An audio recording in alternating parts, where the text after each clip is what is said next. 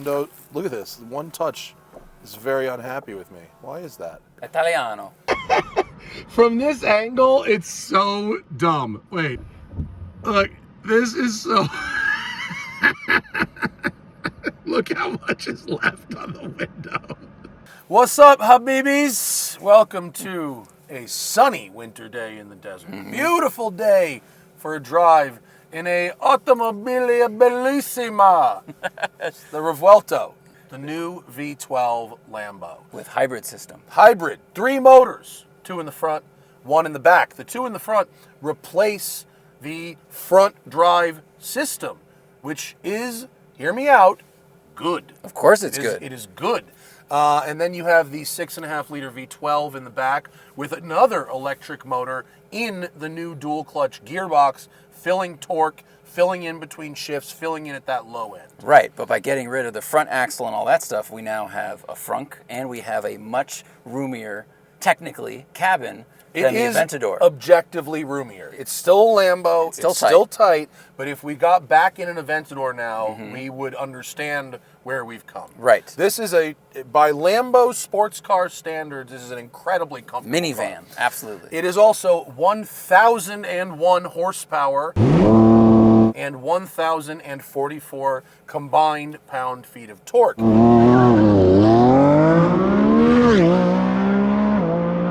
And it weighs a lot.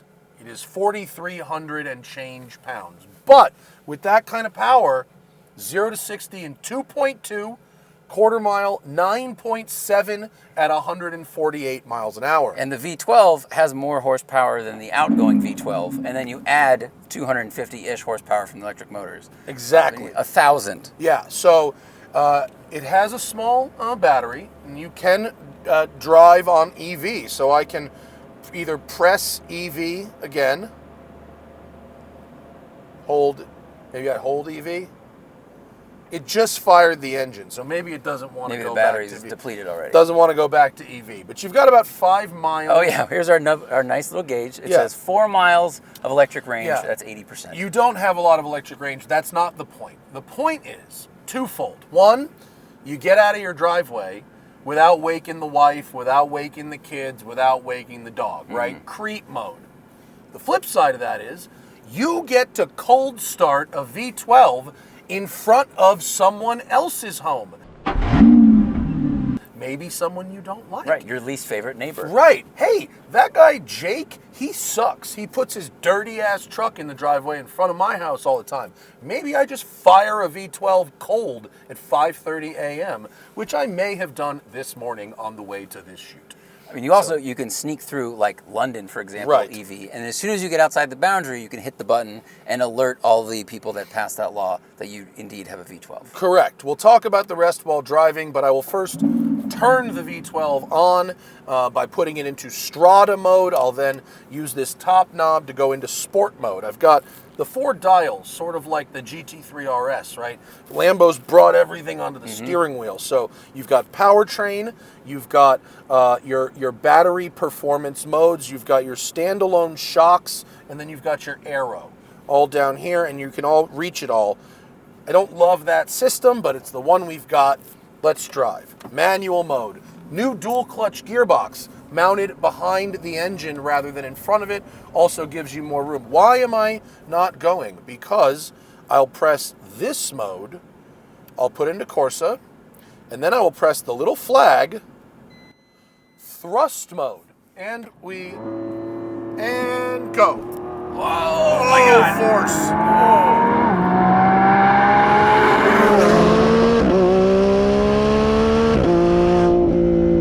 Oh, yes. Wow. So little wheel spin, too. Yeah, it's just go, right? Wow. So, the very first thing I notice about this car is how quickly it shrinks around you. It's a big car, right? It's actually 6 inches longer than the Aventador, but it drives smaller. Part of that is the really sharp steering ratio.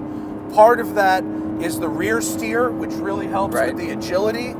I don't know, the combination of things, and the reason we're not going quick yet is because there's a mower up here, but the combination of things really makes it drive smaller to me than the measurements would indicate. You know? You also get some of that magic steering like NSX had, because you have these two independent electric motors, so they can perfectly send torque and restrain things a little bit. It's all helping turn in second mower. Right. So I got to drive this at Performance Car of the Year, Road and Track, which it won. Okay, and full disclosure, I voted for it to be in second place. But that doesn't mean that I wasn't all on board with a Most Improved award for this thing. Because you've got the speed, which is just insane. You've got the fact that it's literally the first V12 Lambo I've ever driven where I might actually want to do a track day in it. It survived and it excelled at track work. Listen to this. 9! Yeah, it revs to 9.5. 9.5 it does. And holy carbon ceramic brakes.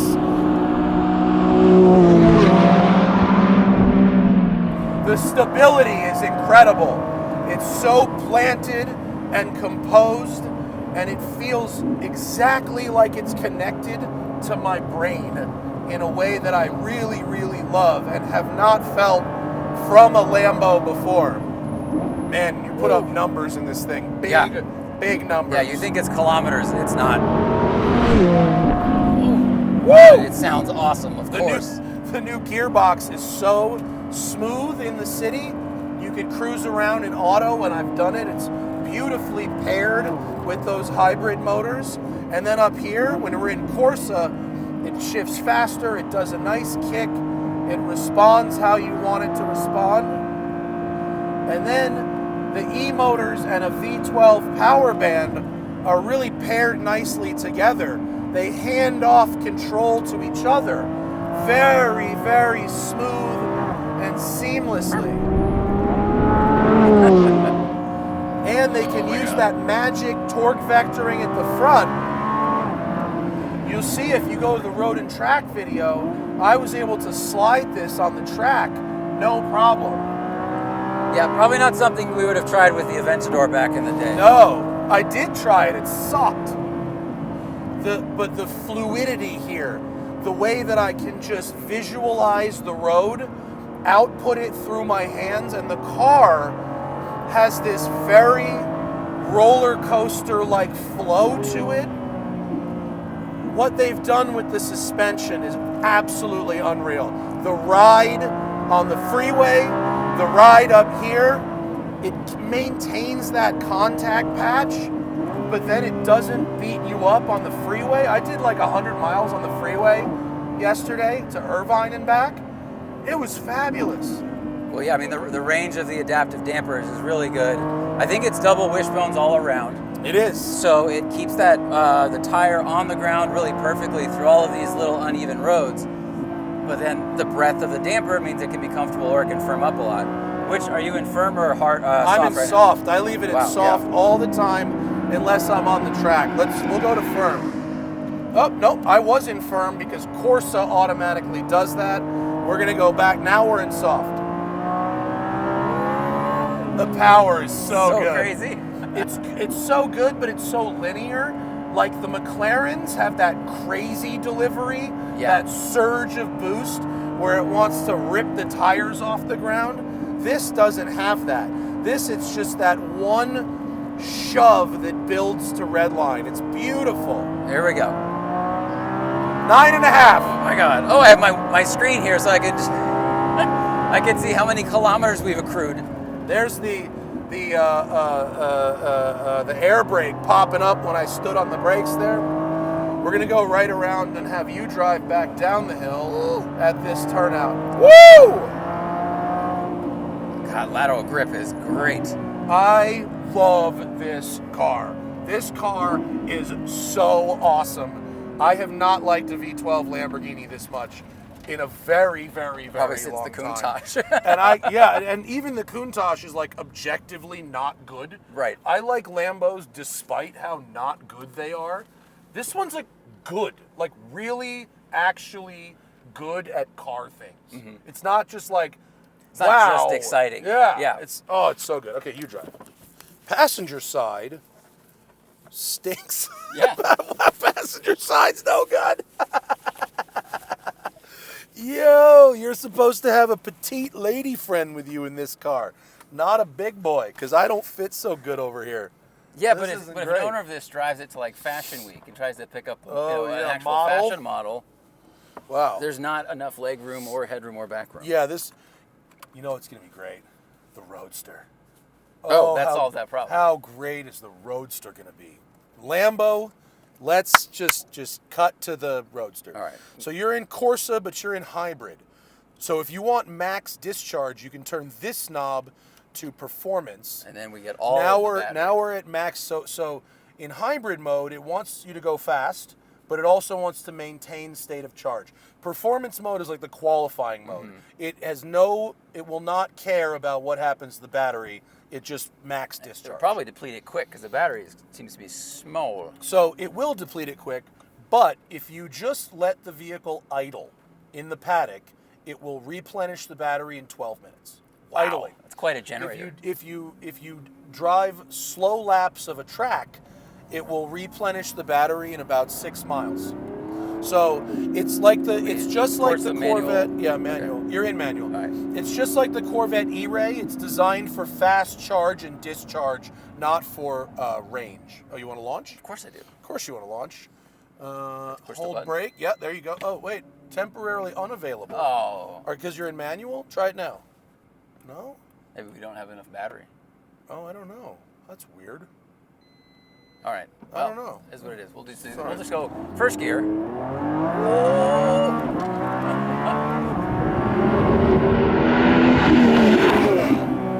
Wow.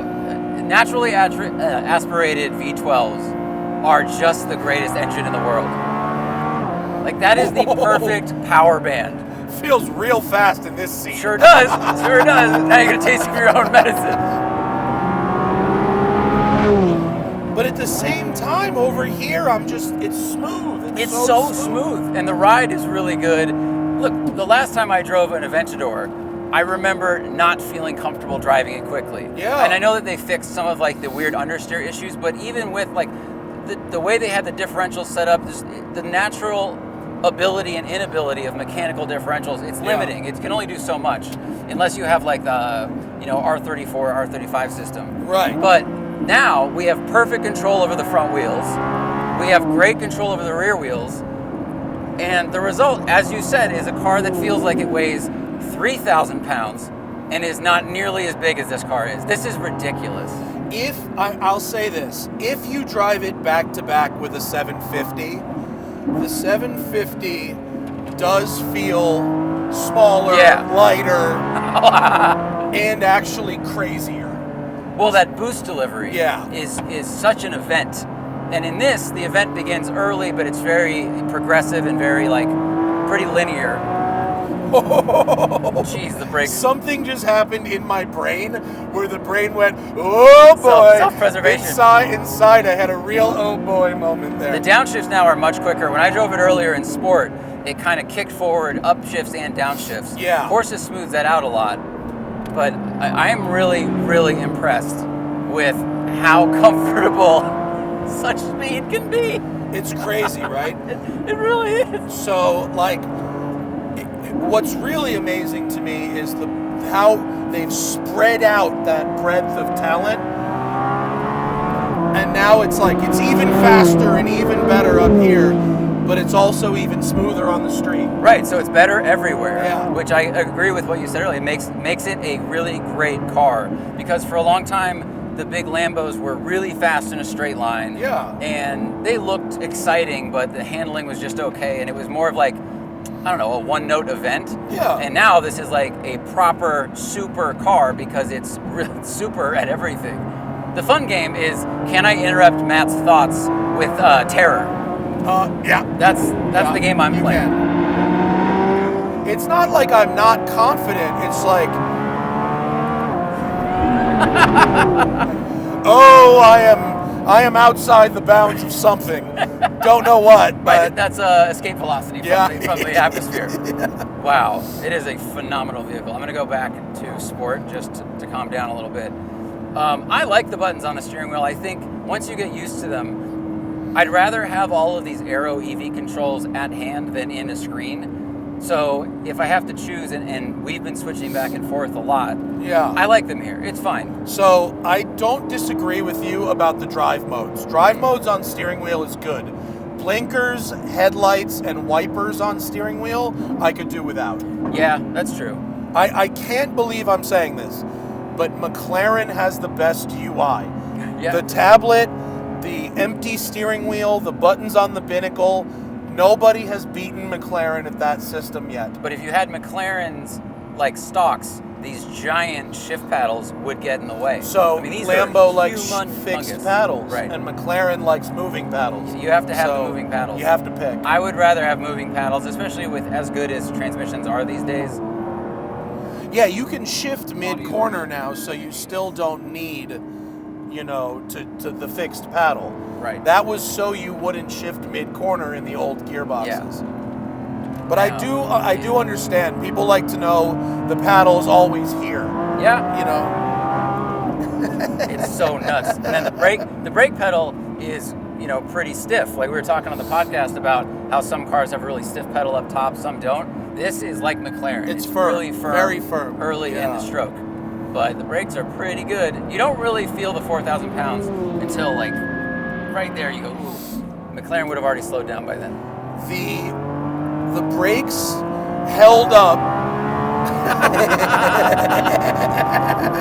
Please hold your thoughts until we've landed.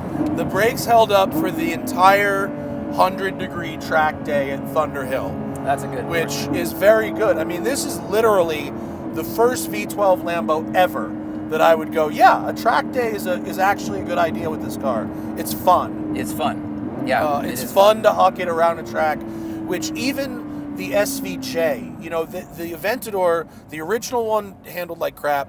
Then they put rear steer in the S. It got a lot better. The SV got even better. The SVJ was great. And then the Ultimate dialed that back to the street. They really refined that to as good as it was going to get. Normally, when all new Lambo comes out, the design is clean and beautiful, but they haven't quite figured out underneath how to optimize it yet. Yeah. The fact that this is so complete as the first version of this car is incredible. I think, as we've said many times, it speaks to the ability of electric motors and the motor control. The computer can talk to it and get everything perfect up there, and then the engine in the back can just handle the rear wheels instead of having to join those two things together. It's way better. And you don't have a drive shaft or a forward-facing gearbox. You have more space. You have more efficiency. Yeah. You have more control, more power, better handling, better brakes, and on and on and on. There's no downside. Weight. The only downside is the weight, but the truth is, from the driver's seat, it doesn't matter. Right, it feels lighter. Yeah. It's not, but it does feel lighter. Yeah. The old cars felt heavy because you had that front axle trying to do things that you didn't want it to do. Absolutely correct. So, I mean, absolutely bravo. And as far as me putting it second in P. Cody to the McLaren 750, me and Jethro, who, in all modesty, are the quickest people that they have, preferred the 750 because we thought for this much money, we wanted crazy. And we wanted light. It's amazing. You're like, this is a little bit too subtle. Well, and everyone else in the magazine who are good drivers but not as quick thought that this was more exciting because if you're below that level where the car's getting loose, this is very composed and accessible, whereas the McLaren starts to get really fun when it starts to move around and want to get away from you, and you got to fight it. Plus, it's a more furious experience. That's what I'm saying. Lighter weight, more power. Similar power. Yeah, it's crazy. If you liked the Aventador, you will love this. If you hated the Aventador, you'll probably like this. I didn't like the Aventador that much. Yeah, I like driving this. This is spectacular. Yeah, I mean, this is absolutely spectacular. So bravo. Thank you guys for watching, and we'll see you next time. Bye. And remember, always fight your tickets on the Off the Record app available in the Android and iOS store, or go to offtherecord.com/TST.